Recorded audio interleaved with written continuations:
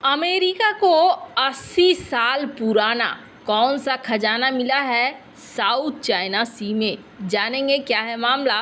तो वहीं दूसरी तरफ भारत की तरफ से ये क्या भेजा गया है चाइना को। जियोपॉलिटिक्स में बहुत कुछ चल रहा है, हमेशा की तरह जानने को मिलेगा बहुत कुछ। आइए जानते हैं इन खबरों को विस्तार से। अमेरिका की सबसे मशहूर पनडुब्बियों में से एक यूएसएस हार्डर का मलबा 80 सालों बाद साउथ चाइना सी में मिला है। ये दूसरे विश्व युद्ध के दौरान 29 अगस्त 1944 को दुश्मनों के हमलों में डूब गई थी। इस पर 79 क्रू सदस्य सवार थे जिनकी मौत हो गई थी। पनडुब्बी का मलबा फिलीपींस के द्वीप लुजान से 3000 फीट नीचे मिला है। अमेरिका के नेवी हिस्ट्री हेरिटेज कमांड ने इसकी जानकारी दी है। उन्होंने बताया कि हमले के बाद 80 साल तक डूबे रहने के बावजूद पनडुब्बी का ज्यादातर हिस्सा जुड़ा हुआ है। अमेरिकी मीडिया CNN के मुताबिक डूबने से पहले अमेरिका इस सबमरीन का इस्तेमाल फिलीपींस को जापानी सेना के कब्जे से वापस लेने में कर रहा था। ये अमेरिका की वही सबमरीन थी जिसने दूसरे विश्व युद्ध के दौरान सबसे ज्यादा जापानी युद्धपोतों को डुबोया था। अपने आखिरी मिशन के वक्त यूएसएस हार्डर ने जापान के 3 युद्धपोत डुबा दिए थे।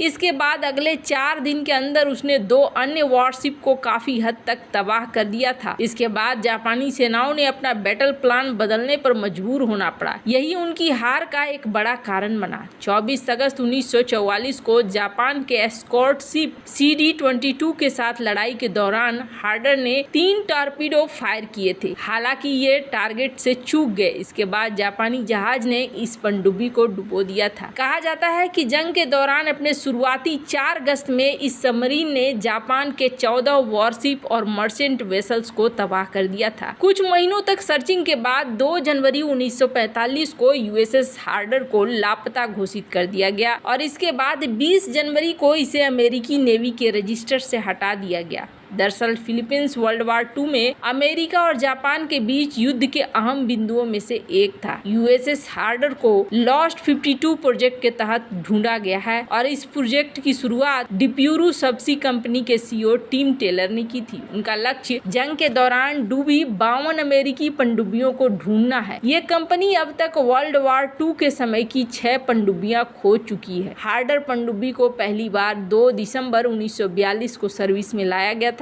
अमेरिका के कमांडर सैमुअल डी डीले इस पनडुब्बी के कैप्टन थे। हार्डर को दूसरे विश्व युद्ध में अपनी सेवाओं के लिए प्रेसिडेंशियल यूनिट साइटेशन मिला था। वहीं कमांडर डीले को अमेरिकी मिलिट्री के सबसे बड़े सम्मान मेडल ऑफ ऑनर से नवाजा गया था। खैर, जहां एक तरफ 80 साल पुराने अपने पनडुब्बी को देखकर खुश हो रहा है अमेरिका, तो वहीं दूसरी तरफ भारत ने आखिरकार चाइना को क्या भेजा है। अब कई सारे लोग हैं जो इस पर सवाल करते हैं कि आखिरकार भारत अभी तक क्यों व्यापारिक संबंध बनाए हुए है। भारत को व्यापारिक संबंध नहीं बनाना चाहिए, पर भारत ने दुनिया का सबसे बड़ा EO रिएक्टर ये भेजा है चाइना को। भारत का प्राइवेट सेक्टर कितना ज्यादा आगे बढ़ चुका है इसका अंदाजा आप ऐसे लगा सकते हैं कि अब भारत की कंपनियों की मदद ले रहा है चाइना। और इसी क्रम में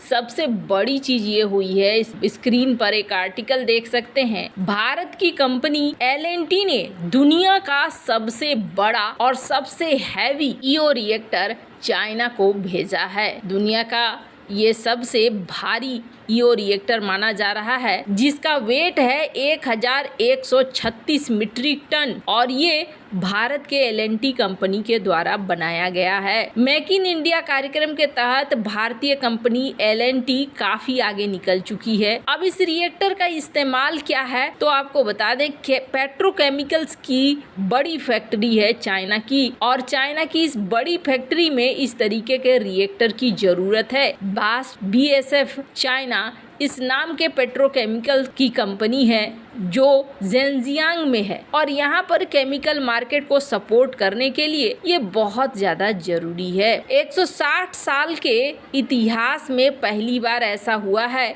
जब इतना बड़ा इतना हैवी रिएक्टर चाइना ने बनवाया हो और चाइना ने इसे बनवाने के लिए L&T को संपर्क किया। हालांकि L&T कई मामलों में आगे बढ़ रही है। L&T ने हाल ही में मैक्सिको को भी रिएक्टर्स दिए हैं। सिर्फ इतना ही नहीं बल्कि L&T सऊदी अरब के साथ मिलकर भी कई सारे काम इस वक्त कर रही है। कई सारे हैवी इंजीनियरिंग के ऑर्डर L&T को लगातार मिल रहे हैं। स्क्रीन पर एक आर्टिकल देख सकते हैं आप। L&T ने अपनी पहचान इतनी अच्छी बना ली है कि L&T को ऑर्डर पे ऑर्डर लगातार मिल रहे हैं। यहाँ तक कि USA, उज्बेकिस्तान, यूरोप और इसके बाद अब देखने को मिल रहा है कि चाइना से भी इन्होंने व्यापार करना शुरू किया है। हालांकि कुछ लोग कहेंगे कि चाइना के साथ व्यापार करने की जरूरत नहीं थी, ऐसा करने से ये अपने ही पैर पर कुल्हाड़ी मारना हुआ। तो ये भी बहुत बड़ी बात है कि अभी चाइना और भारत के बीच में अगर व्यापार को देखेंगे तो ये व्यापार काफी बड़ा है और इस व्यापार में अगर भारत को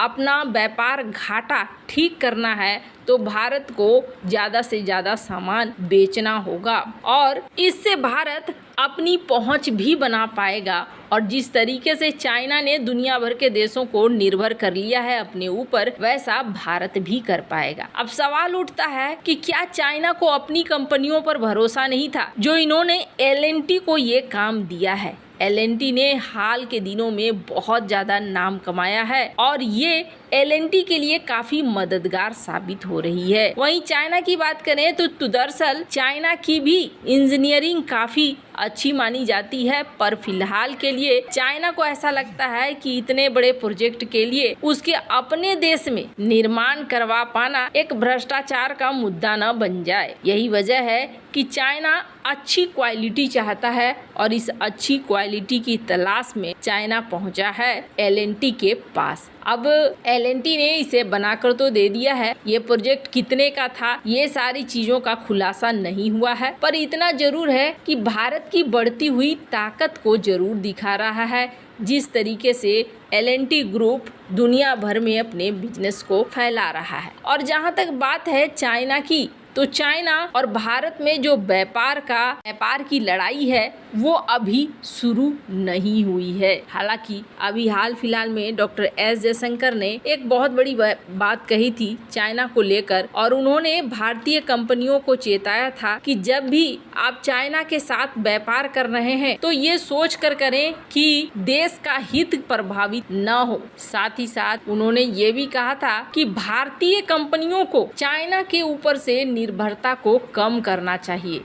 स्क्रीन पर एक आर्टिकल देख सकते हैं। तो यहाँ तो अभी उल्टी चीज हो रही है कि चाइना धीरे धीरे भारत के ऊपर निर्भर होता जा रहा है। भारत के लिए ये बहुत ही अच्छी खबर है। वैसे आपको क्या लगता है, क्या इस तरीके के व्यापार करने से भारत को फायदा है या नहीं है? जो लोग ये सोच रहे हैं कि हम नहीं बनाते तो नहीं मिलता, ऐसा नहीं है। चाइना को कहीं ना कहीं से ये मिल ही जाता। ऐसे में क्या भारत ने ये व्यापार करके सही किया या नहीं? कमेंट कर अपनी राय जरूर बताएं। जल्द मिलते हैं अगले वीडियो में नई खबर के साथ।